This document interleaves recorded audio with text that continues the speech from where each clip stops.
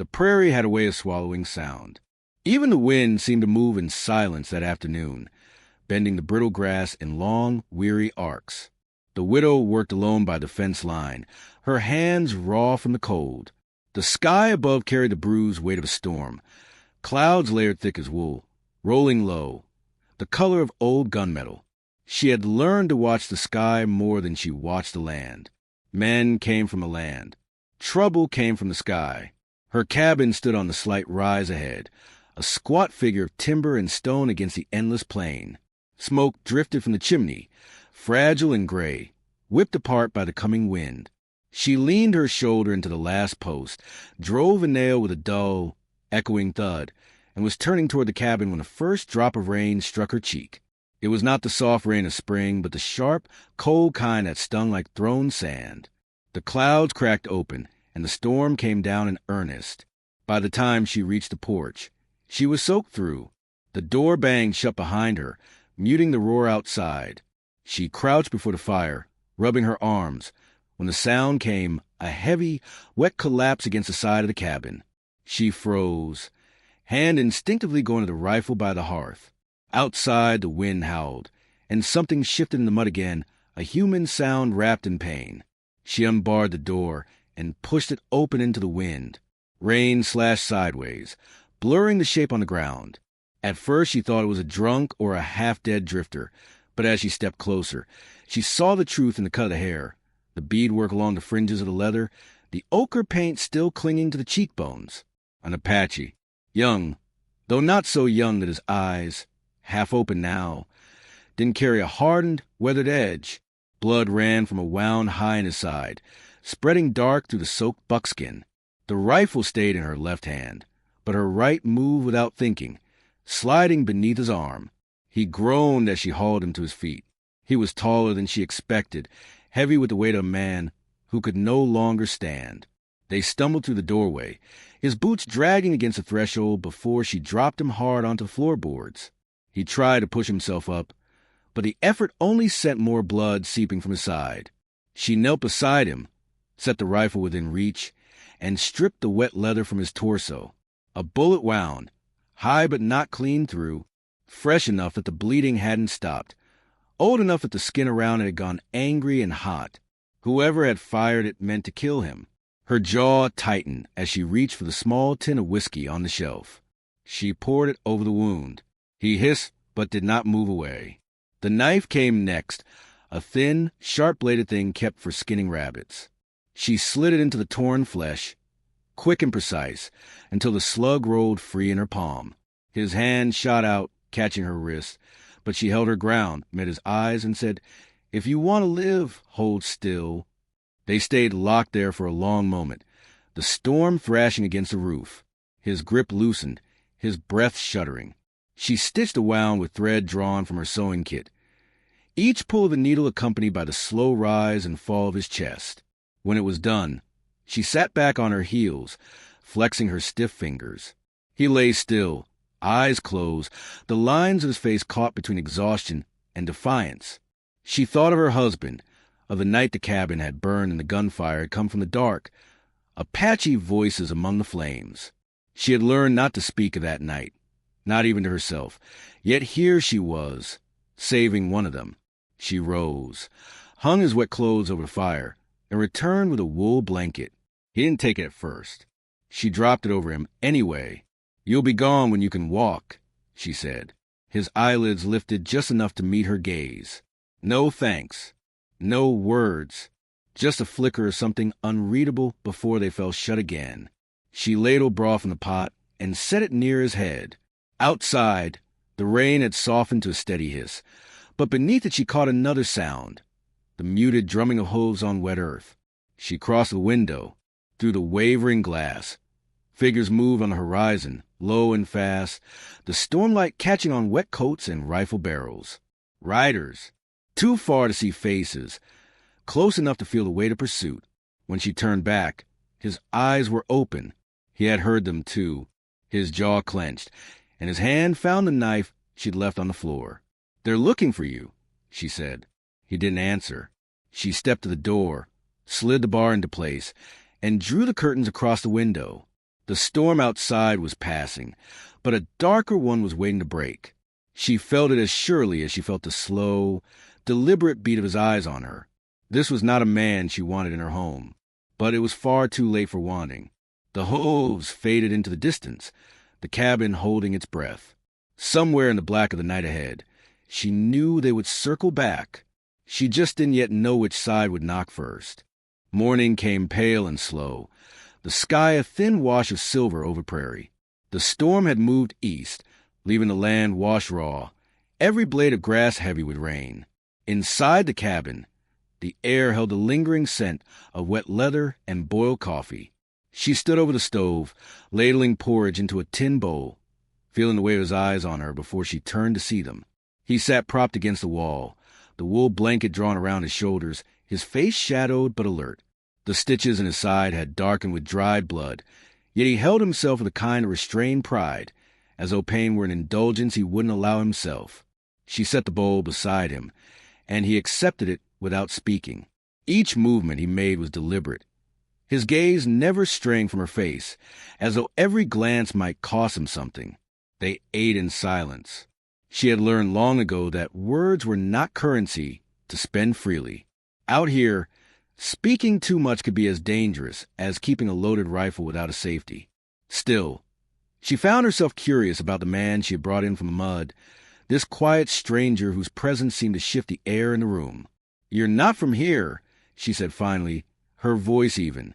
His spoon paused halfway to his mouth. A faint flicker crossed his features before he replied in slow, careful English, "No one is from here." It wasn't the answer she expected. He said nothing more, and she let it drop, but in his tone was the grit of someone who had walked far, through too many places that wanted him gone. Later, as she swept the damp dirt from the floor, she caught him watching the window. The open prairie beyond the glass was calm now, but she knew he was listening for something she could not hear. His posture had shifted, less like a wounded man, more like a hunter scenting movement on the wind. She understood why when she saw the dust plume on the horizon. Four riders approached from the south, their horses moving at a steady lope. She recognized two of them from the settlement 20 miles east, men with sharp eyes and sharper tempers, the kind who believed trouble was a thing you could solve with a bullet. The others she didn't know, but their rifles slung low told her enough. When they pulled up at the cabin, she stepped outside before they could dismount. The wind carried the faint tang of gunpowder on their coats. "Mornin'," the tallest of them said, squinting past her toward the door. "We're looking for an Apache. Took down a supply convoy 2 nights back. Ran this way. We figure he's hiding close." Her pulse beat in her throat. She made herself lean on the porch post, casual as a woman with nothing to hide. "Ain't seen anyone since the storm." One of the strangers dismounted, boots sucking the wet earth as he headed for the barn. "We'll have a look around," he said without waiting for her leave. She didn't glance toward the door, didn't give the man inside reason to think she might falter. The others followed, checking the barn, the shed, the woodpile. Their voices carried in low bursts, no laughter, no wasted breath. When they came back empty-handed, the tall one looked at her for a long moment. She didn't blink. Storms washed the tracks. He said finally, swinging back into saddle, "But if you see him, you send word." "I will," she said, and watched them ride off into the distance, their shapes growing smaller until the horizon swallowed them whole. When she stepped inside, he was no longer where she had left him. For a moment she thought he had fled, but then she saw the trapdoor to the root cellar half open. He climbed out without a word, moving like someone who had listened to every sound, measured every footstep above him. "You lied for me," he said. "I didn't do it for you." He studied her as if weighing that truth. "Why, then?" She wiped her hands on her apron, feeling the heat of his question more than she wanted to. "Because men like that don't stop at one killing. They'd have burned the place down whether you were here or not." Something softened in his gaze, though it was gone as quickly as it came. He nodded once, as though filing the answer away for later. That night, she woke to a faint creak of the floorboards. The moonlight through the window was cold and clear, casting the cabin in silver. He stood near the door, bare-chested, the bandage around his side stark against the skin. His hand rested on the knife at his belt, though his eyes were on the horizon beyond the glass. "You planning to leave?" she asked, her voice low. He shook his head. "They will come back." She pushed herself up on one elbow. "The riders?" "No," he said, his voice like dry gravel. "My people." There was no threat in the words, but no comfort either. He turned from a window, and in the dim light she saw something there. Neither fear nor eagerness, but a certainty, as if what was coming could not be altered. Outside, a chorus of howls rose across the prairie. At first she thought it was wolves, thin and distant, but he shook his head again, eyes fixed on the dark. "They will come before the next moon," he said. And then he let the words fade, as though the end was not his to speak. She lay back, staring at the low ceiling, the sound of those strange, mournful cries still in her ears. Whatever storm he had brought to her door, it had not yet broken, and she was no longer sure she wanted to send it away. They came at dusk, riding out of the horizon the way shadows lengthened over the land. A dozen of them, silent as smoke, their horses moving in unison. The fading light caught the edges of beadwork, the gleam of steel, the red dust still clinging to hooves. She saw them first from the doorway, the evening wind carrying the dry scent of sage and leather. He was already outside when she turned, standing on the porch with the stillness of a man who had been waiting for this exact moment. The riders fanned out, surrounding the cabin with the slow precision of men who did not need to rush. Their eyes moved over her, over the door, over the faint line of smoke rising from the chimney. One dismounted. A broad-shouldered man with deep-cut scars across his cheek, his hair streaked with gray. He spoke to the wounded man in their own language, sharp syllables that came like low bursts of thunder. The one she had taken and answered, his voice steady, his shoulders squared despite the stiffness in his movements. She could not follow the words, but she understood the weight of them. The older man's gaze shifted to her, holding it without blinking. When he spoke again, it was slower, the English thick, but clear enough to leave no doubt. "You took him in. You kept him alive. This is a wife's duty. Now you belong to him." Her first reaction was disbelief, then heat in her chest like dry grass catching fire. "I owe him nothing," she said, the words clipped and cold. The man's face did not change, but his voice deepened. "You do not understand. A life saved is a debt bound in blood. If you refuse, you shame him. You shame us." His eyes narrowed, as if testing her. Shame as a price. She glanced at the man she had nursed back from the edge. His expression was unreadable, but his jaw was tight. He spoke to the older warrior again, softer this time, and though she could not make sense of the words, she could feel the tension winding tighter between them. "What happens if I refuse?" she asked, her voice low. He looked at her now, finally, and said, "They may burn your home, leave you for the coyotes." There was no threat in his tone, only the plain weight of fact. She thought of the cabin, its smoke-stained beams, the tools worn to the handle, the small store of grain she had fought to keep through a bitter winter. She thought of how little there was to bargain with in this land, and how quickly that little could be taken. The older man stepped forward, producing a length of rawhide cord. He spoke again in Apache, and the wounded man answered, but this time he did not look away from her. The riders behind them sat in silence, their faces turned toward her like a jury waiting for the verdict they already knew. She set her jaw. "If I do this, it is because I choose to live, not because I am anyone's." The older man's mouth twitched at the edge, though whether it was a smile or not she could not tell. He tied the rawhide loosely around her right wrist, then bound the other end to man's. The sun was bleeding out along the horizon, staining the prairie in shades of rust and shadow. The ceremony was brief. Hands bound, water passed from one mouth to the other. A few words spoken low in the Apache tongue. No blessing, no celebration. Just a knot pulled tight, and the knowledge that something had changed in a way that could not be undone. When it was over, the older warrior mounted his horse again. The riders remained outside the cabin, settling in like a watchful perimeter. Inside, she sat on the edge of her bed, the rawhide still warm against her skin. He untied it without looking at her, set it on the table, and took a seat in the corner near the door, his knife resting across his knees. She lay down, staring at the ceiling's dark beams, the air heavy with the scent of dust and smoke. She did not ask what tomorrow would bring, because she already knew it would not be hers to decide. Outside, the horses shifted restlessly. Somewhere beyond them, the prairie wind moved through the tall grass, carried with a faint echo of drums too far away to be real, unless they were closer than she wanted to believe. She closed her eyes, but sleep did not come. The sound of the knife being sharpened and slow, even strokes filled the room, steady as a heartbeat, until the dark was complete. Dawn came with a metallic taste of danger in the air. The prairie lay under a thin sheet of mist, the kind that blurred distance and made sound travel strangely. She rose before the light had fully taken hold, stoking the fire in silence, aware of the steady breathing from the corner where he sat, his knife always near. Outside, the horses shifted, the Apache riders keeping their patient vigil. The rawhide binding from the night before lay coiled on the table, as if waiting to remind her of its weight. The first rifle crack split the air like a whip. She froze and heard the answer, another shot closer than the sudden shouts of men.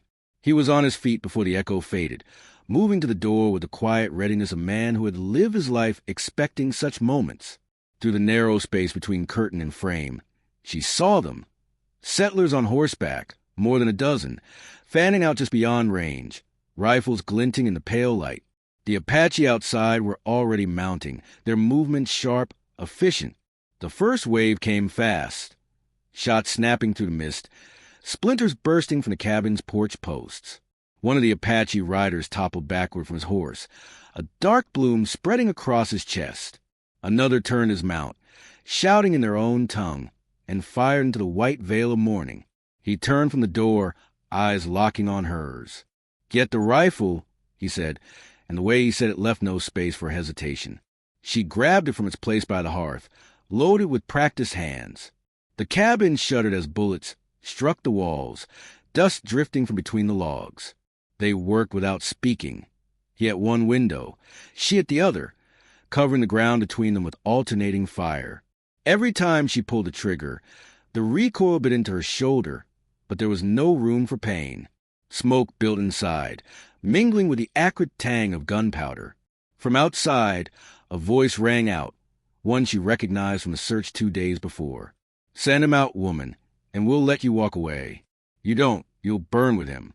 Her breath caught. She risked a glance toward him. His face was unreadable, though his chest rose and fell faster now. A bullet tore through the window frame near her head, and she ducked back, heart pounding. "They'll kill you, too," he said quietly, reloading. She met his eyes. "They'll kill me if I give you up." For a long moment, the space between them was filled only with the sharp metallic clicks of reloading, the muted thud of boots shifting outside. Then he gave a small nod, almost to himself, and moved back to the window. The settlers pressed closer, their shapes clearer now through the thinning mist. The Apache outside had been forced back toward the tree line, their numbers cut nearly in half. The cabin stood alone, a lone mark in a field of rising smoke. He spoke over the noise. "We can't hold here. When I say we go out the back." She didn't argue. They gathered what ammunition they could carry, stuffing extra rounds into pockets. He kicked over the stove, sending embers spilling onto floorboards. The dry kindling caught quickly, flames licking upward in a growing roar. "Smoke will cover us," he said. They moved through the narrow back door, crouched low, slipping into the tall grass. The smoke from the cabin drifted around them, masking their retreat. Behind, the gunfire was swallowed by the crackle of fire as the roof began to catch. They had made it 50 yards before the shouts came, sharper now, closing in. A bullet hissed past her ear. He staggered, a dark patch blooming on his arm, but kept running, his breath harsh in the still morning air. The ridge was ahead, the ground rising beneath their feet. Every step pulled them closer to the line of shadow, where the land dropped away. They reached it as more shots rang out, the air alive with the sting of lead. He paused at the crest, looking back once. The cabin was a pillar of flame now, black smoke climbing into the brightening sky. The settlers were still in motion below, their horses wheeling, the fire holding them back for now. She joined him at the edge, her chest heaving. "Where now?" she asked. He looked east, where the horizon was a rolling expanse of unbroken grass. "Far," he said simply, until they stopped following. For a moment they stood there, the blood moon of last night's warning replaced now by a clean, hard sun. The wind moved between them, carrying the smell of burned wood and scorched earth. He turned to her then, his voice low but certain. "Now you are my wife. Not because they said so, because you chose." She didn't answer, but she didn't look away. They started down the far side of the ridge, their shapes swallowed by the land, leaving only the smoke to mark where they had stood. The prairie closed in behind them, erasing their path as if they had never been there at all.